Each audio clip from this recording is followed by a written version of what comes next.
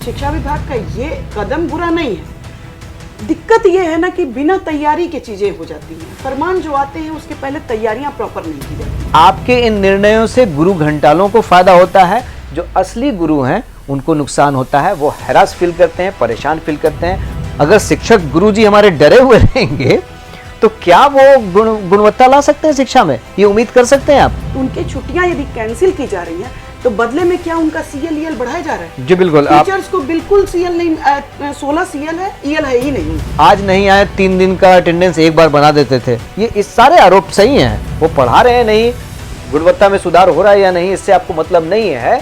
सिर्फ आप अटेंडेंस पे जोर दे रहे हैं। तो अटेंडेंस तो बन जाएगा लेकिन शिक्षा व्यवस्था बेहतर नहीं होगी।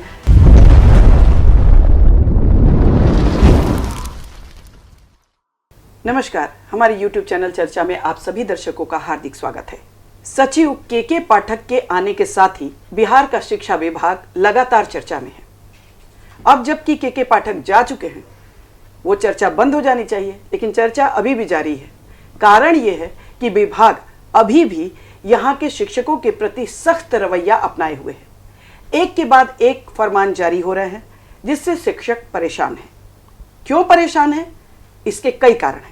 इसी पर चर्चा करने के लिए आज हम बैठे हैं। हमारे साथ हैं खालिद रशीद जी। हम इनसे बातचीत करेंगे। सबसे पहले खालिद जी, आपका स्वागत है। नमस्कार। शिक्षक परेशान है और कई वजह हैं उनकी परेशानी की। सबसे पहली वजह है ऐप से अटेंडेंस। अब उनका कहना है कि इसमें कई तरह की कठिनाइयाँ हैं और जैसा कि कुछ शिक्षकों से मेरी बात हुई, वो लोग आने से भी सामने डर रहे हैं, लेकिन कह रहे हैं कि हमारा मुद्दा उठाइए। क्योंकि जैसा कि एक शिक्षिका से बातचीत के आधार पर पता चला कि उनके कोई शिक्षक किसी ने अपना मुद्दा उठाया था और शायद वो सस्पेंड हो गए हैं या कुछ भी, डर रहे हैं लोग सामने आने से।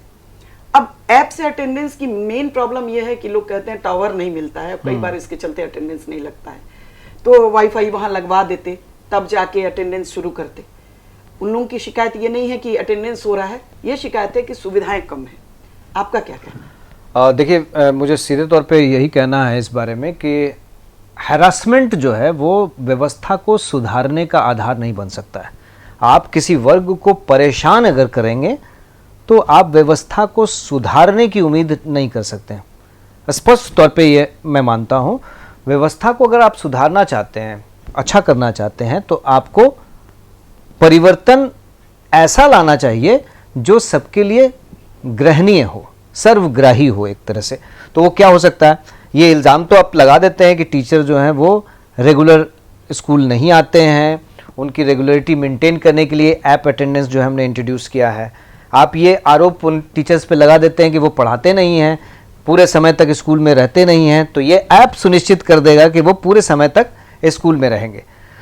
हो सकता है आपका ये सोचना सही है कि ये सुनिश्चित कर सकता है कि हाँ टीचर पूरे समय स्कूल में रहेंगे, लेकिन क्या ये सुनिश्चित करेगा ये ऐप अटेंडेंस कि वो पढ़ाएंगे भी? तो हम चाहते क्या हैं कि वो सशरीर स्कूल में केवल उपस्थित रहें या फिर पढ़ाई अच्छी हो, क्लास में रेगुलरिटी हो। तो हैरासमेंट, मुझे लगता है कि इनका उद्देश्य जो है, इस तरह के जो चेंजेस लाए जाते हैं उसमें पहले होमवर्क तो किया जाना चाहिए ना। नहीं, ये बात आप डर की बात कर रहे हैं। टीचरों में डर है, नहीं आना चाहते हैं। आपसे भी कई टीचरों ने बोला, मुझसे भी कई टीचरों ने बोला, और हमारे जान पहचान में बहुत सारे टीचर्स हैं, संपर्क में बहुत सारे टीचर्स हैं। तो अगर उनमें ये डर है तो डर से आप उनमें डर, टीचर्स में डर डाल के आप व्यवस्था में सुधार कर सकते हैं क्या? अगर शिक्षक गुरुजी हमारे डरे हुए रहेंगे तो क्या वो गुणवत्ता ला सकते हैं शिक्षा में? ये उम्मीद कर सकते हैं आप? तो आपको सोचना होगा इस व्यवस्था को लाने से पहले। जी खालिद जी, मेरा भी यही कहना है कि किसी को भी रैश करके या डरा के आप कोई सुधार नहीं ला सकते। रिफॉर्म के लिए ये ज़रूरी है कि पूरी सहृदयता के साथ आप अटेंडेंस बनाइए, उनकी रेगुलर उपस्थिति सुनिश्चित कीजिए। शिक्षा विभाग का ये कदम बुरा नहीं है। दिक्कत ये है ना कि बिना तैयारी के चीज़ें हो जाती हैं। फरमान जो आते हैं उसके पहले तैयारियां प्रॉपर नहीं की जाती हैं। कई बार टीचर्स को बाहर निकल के कहीं कहीं जाके नेटवर्क ढूंढना पड़ता है। पता चलता है कि नहीं नेटवर्क है, उनकी सैलरी तो कट गई, वो बेचारे तो पस्ती थे, लेकिन उनकी सैलरी कट गई। अब सिर्फ यही एक मुद्दा नहीं है, लगातार ऐसे कदम उठाए जा रहे हैं जिससे शिक्षकों में सुधार कम, परेशानियां ज़्यादा बढ़ी हैं। ठीक है, वो भी समाज का हिस्सा है। कई सचिवालय कर्मी ये कहते हैं, मुझसे उन्होंने कहा है व्यक्तिगत रूप से, कि हम लोग जब ऑफिस जा सकते हैं, एक प्राइवेट सेक्टर में काम करने वाला ऑफिस टाइमली जा सकता है, तो टीचर क्यों नहीं जाएंगे जी। और उन्हें क्यों छुट्टियां ज़्यादा मिलनी चाहिए? तो भाई वो क्यों नहीं जाएंगे? उनकी वर्क कंडीशन, आपकी वर्क कंडीशन में बहुत फर्क है। टीचर गांव देहात में पोस्टिंग है, कभी लाइन रहती है, कभी नहीं रहती है। गर्मी के दिन में दिन भर खड़े होकर बच्चों को पढ़ाना, कभी पेड़ के नीचे भी, कभी बाहर भी बैठ के, और आप निकलते हैं घर से एसी ऑफिस में जाके बैठ जाते हैं और वहां से एसी ऑफिस से बाहर जाके अपने घर में बैठ जाते हैं। आपकी कंडीशंस उनकी कंडीशन सेम है। और यदि छुट्टियों का भी सवाल है तो उनकी छुट्टियां यदि कैंसिल की जा रही हैं तो बदले में क्या उनका सीएल ईएल बढ़ाया जा रहा है? जी बिल्कुल। टीचर्स को बिल्कुल सीएल नहीं, 16 सीएल है, ईएल है ही नहीं उनको।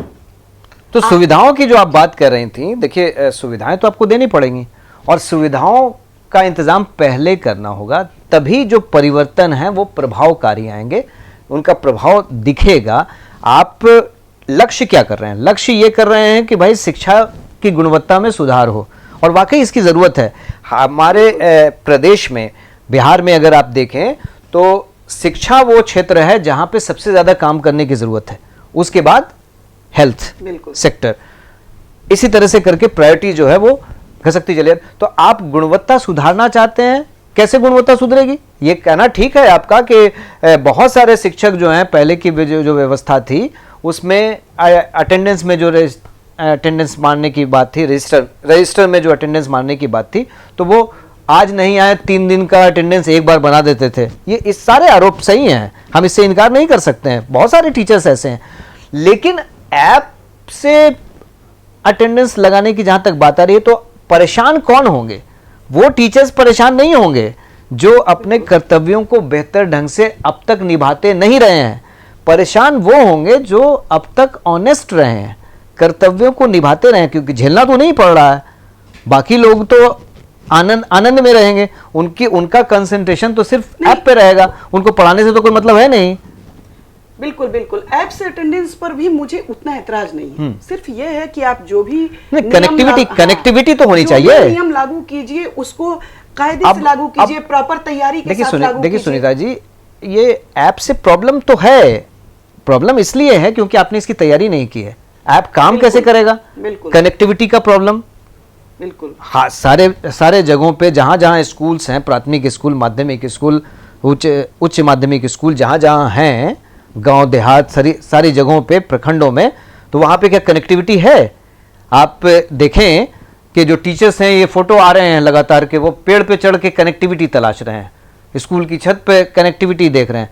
और ऐप के साथ बंदिश क्या है कि आप जो है 15 मिनट पहले तक अटेंडेंस बनाएंगे, 15 मिनट बाद तक वो ऐप काम करेगा और उसके बाद आपकी अटेंडेंस नहीं बनेगी। अब आप जरा सोचिए कि 15 मिनट तक अगर कोई कनेक्टिविटी तलाशता रह गया तो शुरुआती काम कैसे करेगा? बिल्कुल बिल्कुल। बच्चों को लाइन में खड़ा करना, उनके प्रेयर्स उनकी करवाना, उनके बाकी जो शुरुआती काम होते हैं, तो अटेंडेंस में ही पूरा समय लग जाएगा। नहीं, और ये सिर्फ एक अटेंडेंस का ही मुद्दा नहीं है। जैसे कि एक शिक्षिका ने नाम ना बताने की शर्त पर मुझे बताया कि दक्ष मिशन जो शुरू हुआ है, तो बहुत अच्छी योजना है सरकार की। एक्चुअली शिक्षा विभाग की उससे हम लोग असहमत नहीं है, जो भी सुधारवादी कदम है उससे असहमत नहीं है। आप करिए, थोड़ा तैयारी के साथ करिए, उसको पहले प्री प्लानिंग करके ढंग से उसको लागू किया जाए। अब दक्ष मिशन बहुत अच्छी योजना है, इसमें 5-5 के ग्रुप में कमजोर बच्चों को बांटा जाता है और जब क्लासेस खत्म हो जाते हैं तो 1 घंटा बाद टीचर्स को उनको पढ़ाना रहता है। लेकिन अब जो बच्चा 8 बजे सुबह का आया हुआ है और 3 बजे तक क्लास में है, उसके बाद वो एक्स्ट्रा पढ़ना चाहेगा। होता क्या है कि वो जो टीचर है उन्होंने अपनी व्यथा बताया कि बच्चों को हम लोग पकड़ते हैं, भाग जाते हैं सब। अब 3 बजे के बाद यदि जबरदस्ती करके 1-2 बच्चों को हम लोग बैठा दे, दूसरे दिन वो स्कूल से गायब हो जाता है जी, स्कूल ही में नहीं आता है। अब देखिए आपने उसको थोड़ा प्रॉपर तैयारी करके और उसका कुछ दूसरा रास्ता ढूंढना पड़ेगा। आपने दक्ष की बात छेड़ दी, तो बहुत अच्छा प्रोग्राम है, बहुत अच्छा कार्यक्रम है।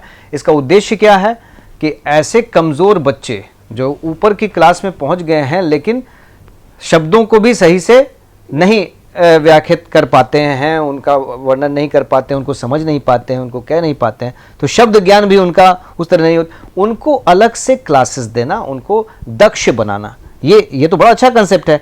लेकिन कमियां जो आप गिना रही हैं, तो मध्याह्न भोजन खाने के लिए बच्चे तो रुकते हैं, आपने एक अट्रैक्शन बना दिया मध्याह्न भोजन, चलिए ठीक है, अच्छी बात है, जो बच्चे वहाँ जा रहे हैं मध्याह्न भोजन उनको मिलना चाहिए और बहुत अच्छी बात है, उसमें पौष्टिकता का भी ख्याल होना चाहिए, उसमें बाकी सारी चीज़ें भी का भी ख्याल होना चाहिए, ये बहुत अच्छा प्रोग्राम है। तो मध्याह्न भोजन खाकर बच्चे रुक तो गए, लेकिन उनकी पोटेंशियल कितना है? बोझिल, आपको शिक्षा व्यवस्था को बोझिल नहीं बनाना है, आपको उसको इंटरेस्टिंग बनाना है। और यहाँ पे जो आप कह रही हैं बिल्कुल सही बात है कि 3 बजे के बाद उनमें उतनी ऊर्जा कैसे बचेगी, नहीं बचती है कि वो और दक्ष होने के लिए और 1 घंटे बैठ सकते हैं। और शिक्षकों की भी ये प्रॉब्लम होगी कि अब जब उनको पैकअप करने का समय आया तो वो अलग से वे एक नई एनर्जी के साथ नए अच्छे बच्चों के साथ बैठेंगे। भाई ड्यूटी है तो ड्यूटी करनी है, उसमें हम ऐतराज नहीं है मुझे, शिक्षकों को अपनी ड्यूटी करनी है, वो कर भी रहे हैं, ऐसा नहीं है कि वो नहीं कर रहे हैं। लेकिन जो भी योजना आप बना रहे हैं, लागू कर रहे हैं, तो उसकी जो फिजिबिलिटी पहले देख लीजिए कि वो फिजिबल है कि नहीं है।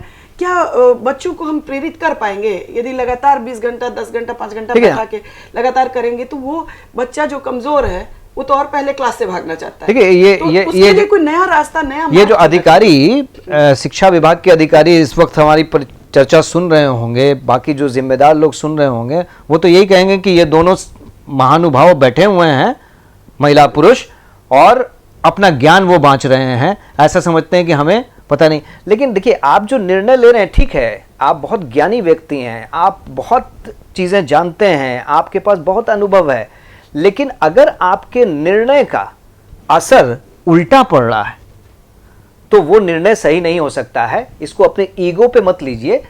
टीचरों को अगर ये महसूस होता है, शिक्षकों को ये महसूस होता है कि पढ़ाई से ज़्यादा ध्यान आपका अन्य चीज़ों पर है, उनकी अटेंडेंस पे है, वो पढ़ा रहे हैं नहीं, गुणवत्ता में सुधार हो रहा है या नहीं, इससे आपको मतलब नहीं है, सिर्फ आप अटेंडेंस पे जोर दे रहे हैं, तो अटेंडेंस तो बन जाएगा लेकिन शिक्षा व्यवस्था बेहतर नहीं होगी।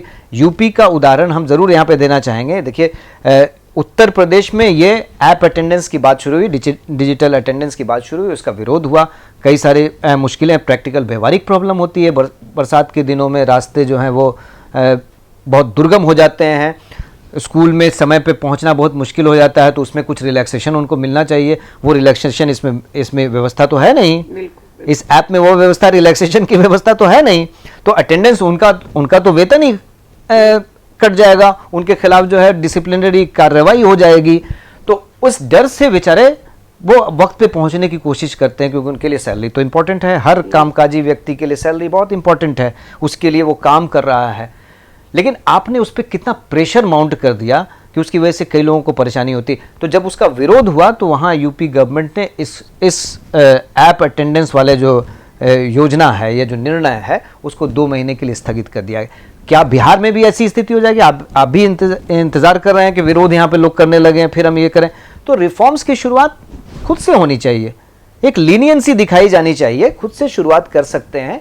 लोगों की जो प्रॉब्लम है उसको समझना सबसे महत्वपूर्ण है, और शिक्षकों की प्रॉब्लम को समझना और भी बहुत ज़रूरी है, क्योंकि वो भविष्य निर्माता हैं, वो हमारे भविष्य को गढ़ने वाले लोग हैं, तो उनके कंफर्ट का ध्यान रखना बहुत ज़रूरी है। और उन टीचरों की जब हम बात करते हैं तो उन टीचरों की बात करते हैं जो वाकई गुरु हैं, जो गुरु घंटाल हैं, उनकी मैं चर्चा नहीं कर रहा हूं। और आपके इन निर्णयों से गुरु घंटालों को फायदा होता है, जो असली गुरु हैं उनको नुकसान होता है, वो हैरास फील करते हैं, परेशान फील करते हैं, और ऐसे में आपका निर्णय सही नहीं हो सकता। जी खालिद जी, हम लोग चर्चा को यहीं विराम देते हैं। और अभी जो एक एनवायरनमेंट बन गया है कि शिक्षक बेकार हैं, वो काम पर नहीं आते हैं या काम नहीं करना चाहते, आम लोगों में भी बन गया है ये धारणा, तो उस धारणा से बचना होगा। हर जगह शिक्षकों को लगाया जाता है, कभी जनगणना में, तो कभी मध्याह्न भोजन बांटने में, तो कभी चुनाव ड्यूटी में, साथ में शिक्षण कार्य में। तो शिक्षक जो है ऐसा नहीं है कि कामचोर हैं और काम नहीं करते हैं, बहुत कठिन परिस्थितियों में वो काम करते हैं।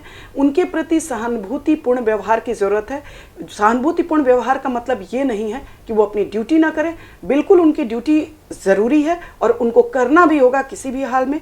रिफॉर्म भी होना चाहिए, लेकिन रिफॉर्म में थोड़ा फिजिबिलिटी का ध्यान रखा जाए और थोड़ा सा जो परेशानियां आ रही हैं उसको दूर करने का शिक्षा विभाग प्रयास करे। हमारा बस यही निवेदन है। दर्शकों, चर्चा को हम यही विराम देते हैं।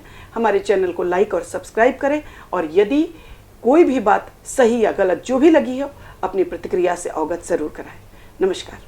नमस्कार।